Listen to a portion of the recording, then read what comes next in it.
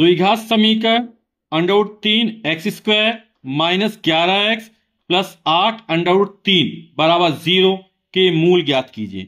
मूल ज्ञात कीजिए, समीकरण हल कीजिए, दोनों एक ही चीज है। यानी कि हमें x के मान ज्ञात करना है, क्योंकि द्विघात समीकरण है तो x के 2 मान निकलेंगे। तो समीकरण लिख लेते हैं। अब यहां पर x² में कितने गुणा हो रहा है? √3 का। तो x² गुणा कितना? √3 है। इसका गुणा अचर पद में करते हैं। तो √3 का गुणा जब 8 √3 में करेंगे तो √3 3 हो जाएगा, गुणे 8 और 8 गुणा 3 24। √3 होता है, जोड़ा बन गया ना, तो एक 3 निकल आएगा। या 3 को हम क्या लिख सकते हैं? √3 लिख सकते हैं, ठीक ना। अब हमें क्या करना है? 11 को इस प्रकार विभाजित करना है कि गुणा करो तो 24 आए, जोड़ने या घटाने पर ये आए, इतना -11 जाए, ठीक है ना।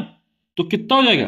8 गुणा 3 24 होता है, और -8 और -3 -11 हो जाएगा, ठीक है।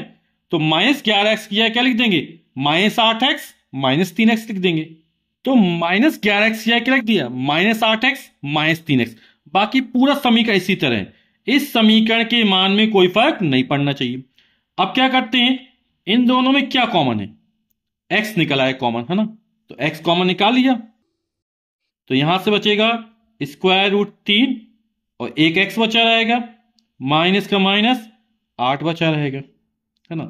x निकल गया, यहां पे x गुणा x है तो एक x बचा रहेगा। अब √3x -8 यहां भी है तो यहां भी आना चाहिए, तो पहले प्लस आ रहा तो माइनस चिन्ह कॉमन निकाल लेंगे। अब देखो यहां पर अभी चर्चा की थी, 3 को क्या लिख सकते हैं? √3 तो 2 बार √3 हो जाएगा ना, तो एक √3 कॉमन निकाल लेते हैं। तो यहां से एक निकल जाए, एक बचा रहेगा √3 और x बचा रहेगा। माइनस चिन्ह कॉमन निकाल, इसका चिन्ह बदल जाएगा, प्लस का माइनस हो जाएगा। √3 निकल के बचेगा 8 बराबर 0। अब ये वाला पद दोनों में है तो इसको कॉमन निकाल देते हैं।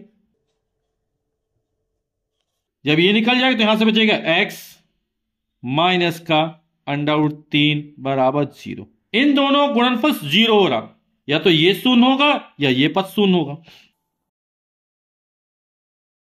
तो यहां 8 का पक्षांतर कर देते हैं, उसका जो है प्लस हो जाएगा, यानी √3x बराबर हो जाएगा 8। x का मान निकालना है, √3 बटे में चला जाएगा, यानी 8 बटे √3, या इसका पक्षांतर कर दो, x बराबर हो जाएगा √3। तो इसके मूल क्या निकला है? एक 8 बटे √3 निकला और दूसरा √3 निकला। तो समीकरण के मूल 8 बटे √3 तथा √3 है।